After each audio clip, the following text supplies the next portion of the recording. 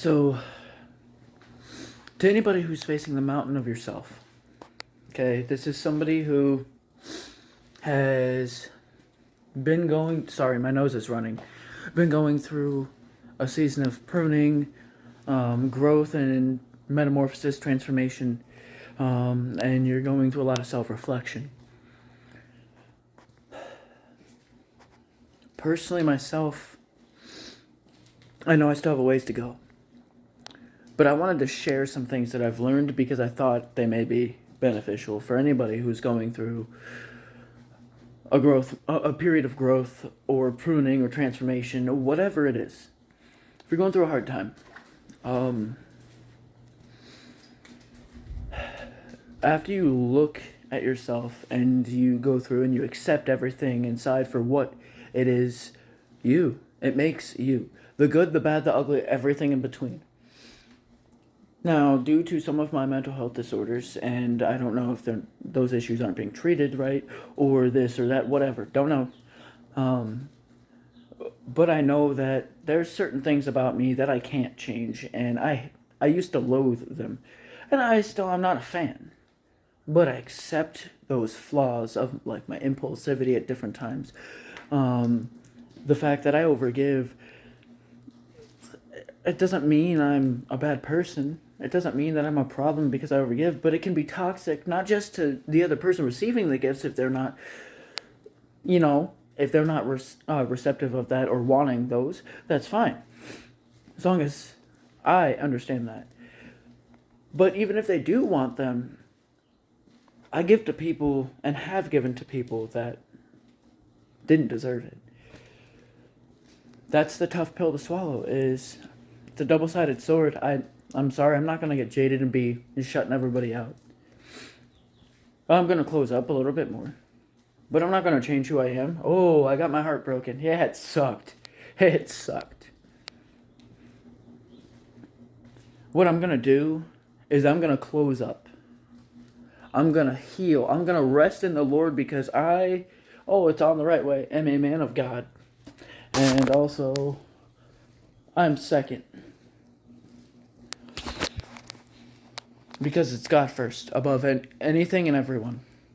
God, yourself, your spouse / kids, if you have kids, your family, and your family.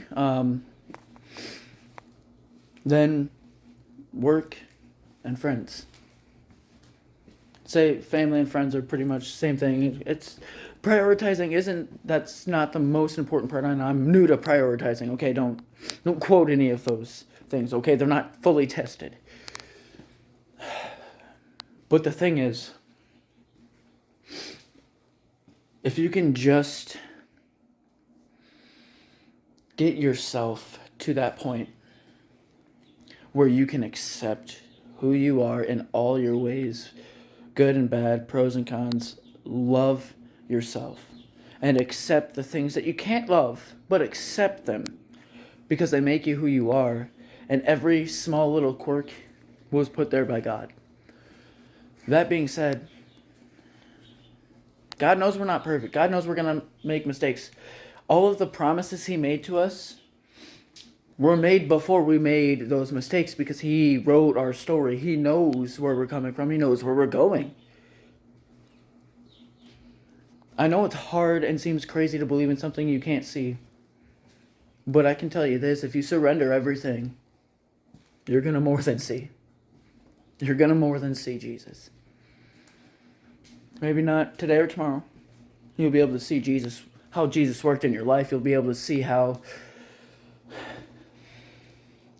He saved you so many times. You'll be able to see so many different things. You'll be able to feel different things. You'll be able to perceive things in a different way that you couldn't before.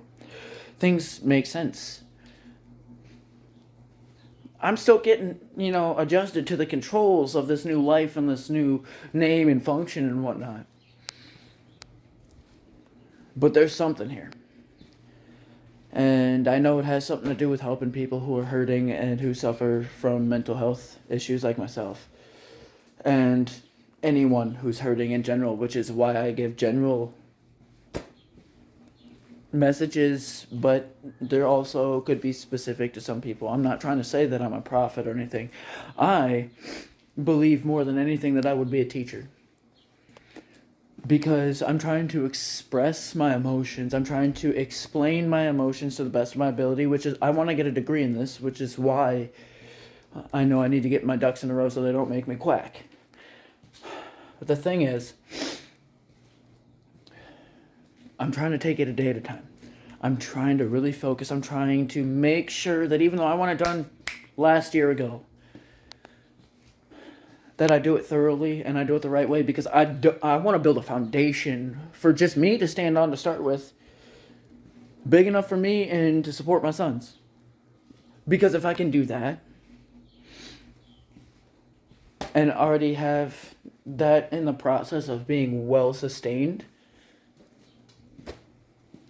no matter what happens in life, I'll have all I need.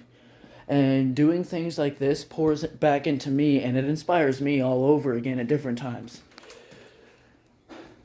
So if I can share my experiences and explain in a manner that at least one person can get something from that, I don't ever have to make money off of doing this, but I would gladly take funds for doing this. But if all this ever is just something on the side that I do as a hobby kind of thing, like, even if I don't ever make money off of it, I don't care.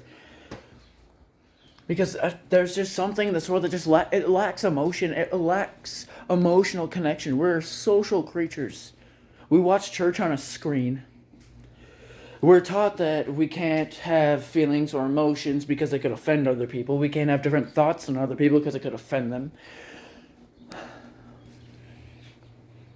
The Bible literally says we're supposed to communicate with each other. We're supposed to build bridges and build relationships.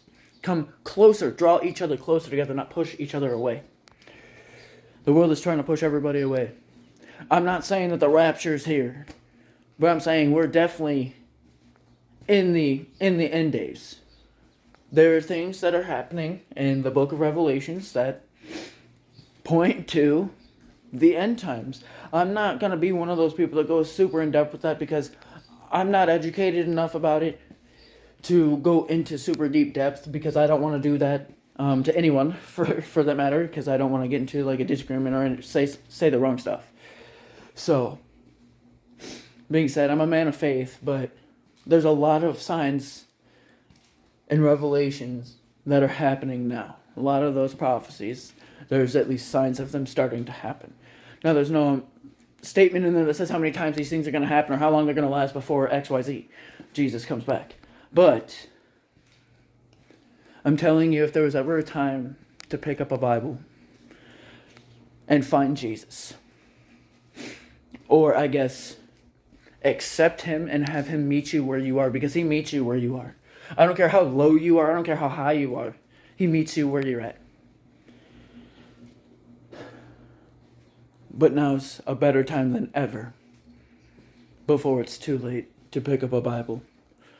But that's enough about that.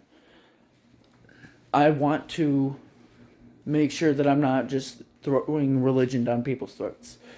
I personally don't have an issue with my religion, but I don't want to offend anyone and I don't want to overdo it.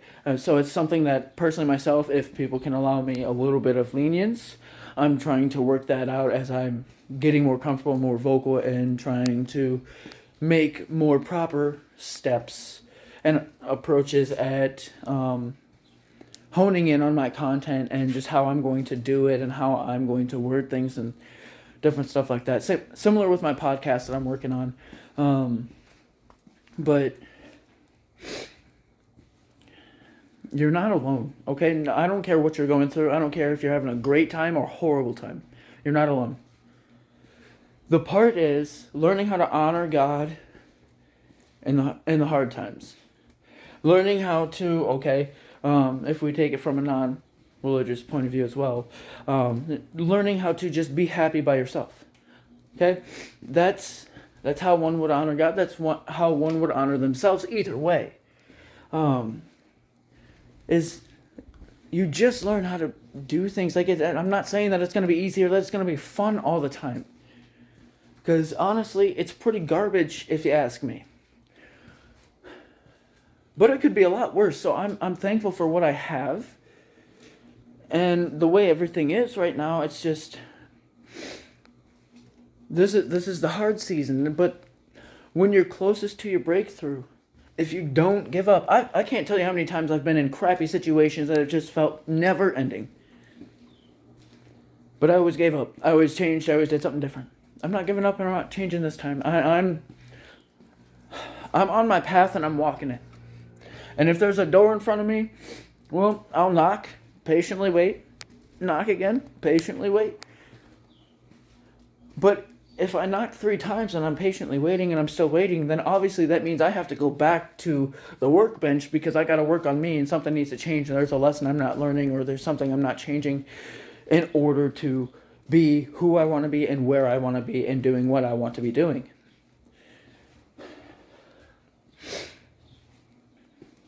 I'll tell you this, 10-year-old me would be blown away right now that 28-year-old me is sitting here saying these things because it wasn't a concept.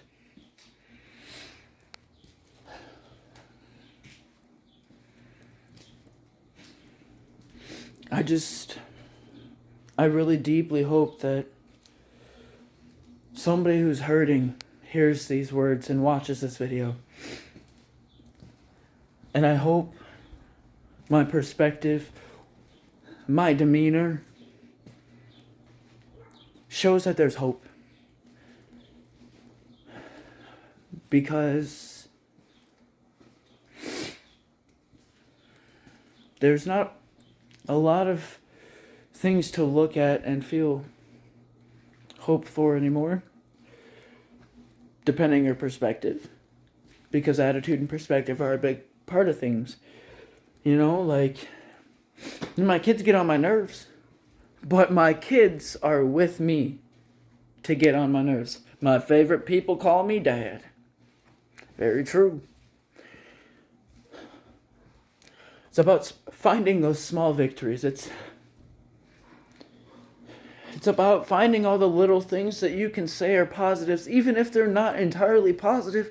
If it's something that can make you feel better about the situation, and it's not related to the situation, even if it's not something like great, you can still take that as a win. Because, well, you're still alive, right? You may not be as healthy as you want to be, but you're kicking, right? You may not be where you want to be in life. You may not have any of the things you want to have in life. You may have everything in life you want to have except that person to hang out with, that person to do life with, to be human with. And that's okay. Because the only person you need to be human with is you. Because if you can be your own life to your own party, and every day's a party, that's true happiness. That's true joy. And then you can find someone who adds to that. That right there. That's joy. And that's a dream come true. If you can find somebody who has a similar weirdness as you and puts off strange vibes and energy just like you do in a positive, playful manner, and they're just for you. Like, there's nothing you could do that... Obviously, there's things you could do that would hurt them. There's, like, nothing you could do to make them change their mind like they're set on you. You can't buy that kind of love. You can't buy that. You can't sell yourself at the cost of saving somebody else. Some situations, especially in relationships, it's a lose-lose. If you sacrifice yourself to make them happy, you're not happy, and you lost yourself.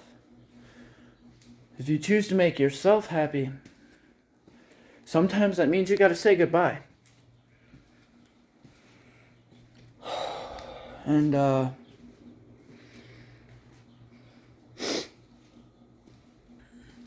it's a real ouch. Definitely a real ouch there.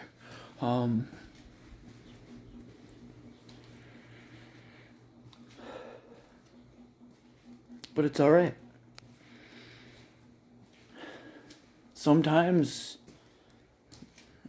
we have to say goodbye. Sometimes we have to let go, even when all we want to do is hold on.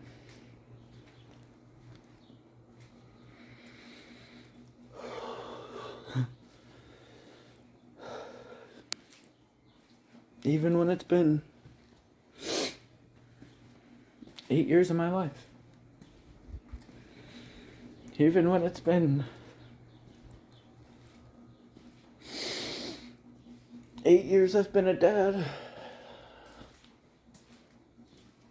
But the only son I can truly claim is not even 2. He's, gonna be 2 in September. So my oldest son, he's gonna be 9 in June. He was 13 months old when I met him and his mom. And I don't know what this looks like. I don't know.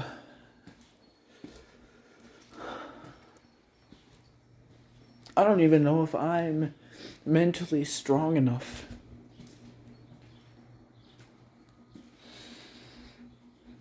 to parent him and still take care of me and his little brother.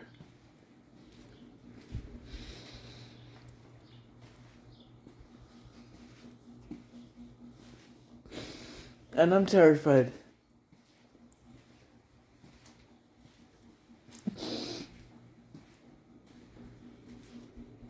He's my boy, and I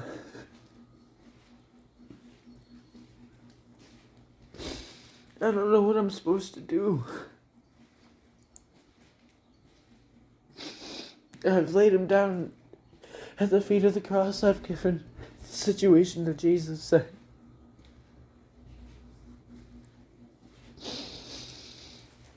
just don't want to lose my son. He's a pain in my butt.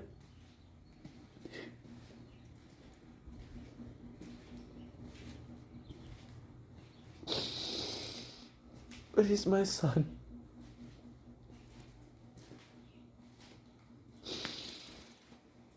There's times when life is really painful and confusing.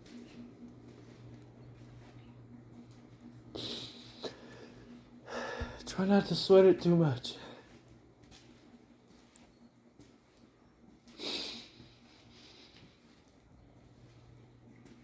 Life can be a bit heavy if you just hold on to everything.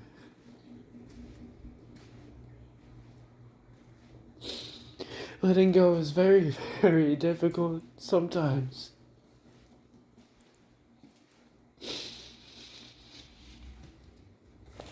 But, sometimes it's the only thing that you can do. Sometimes it's the only way you can love somebody. Is to let them go.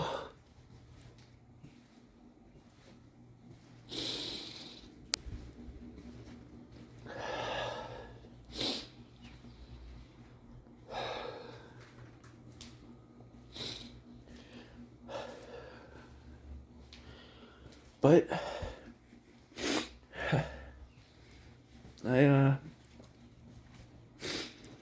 I get up every day, I do the best I can.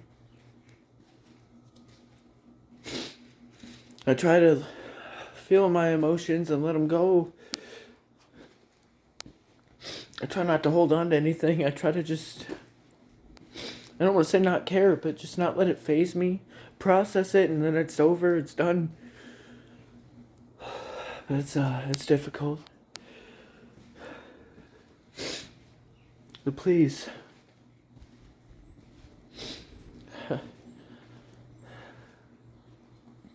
Please, for the love of God and for the love of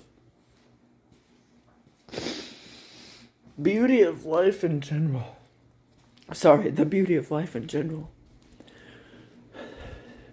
Don't give up. Don't quit on yourself. Don't give up on you. Don't give up on life.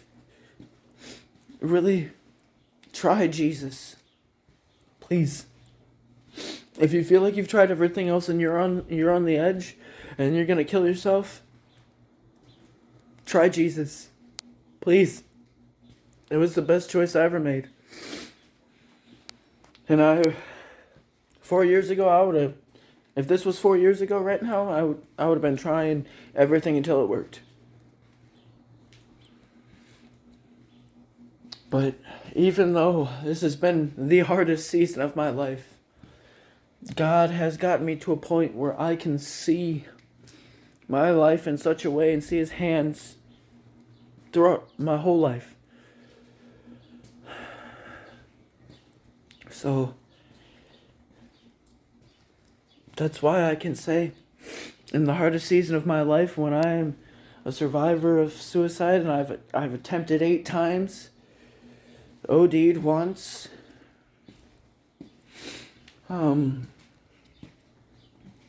praise Jesus that I'm still here. And I declare, anyone who opened their heart up to Him, He will receive them, and He will make His presence in your life known. Do you hear me? If you ask Jesus into your mind, heart, body, and soul, and you genuinely mean it, I pray and declare over your life and your soul right now that if you ask Jesus into your mind, heart, body, and soul, and that He is Lord, He make His presence known over your life. In Jesus' mighty name, thank you and amen.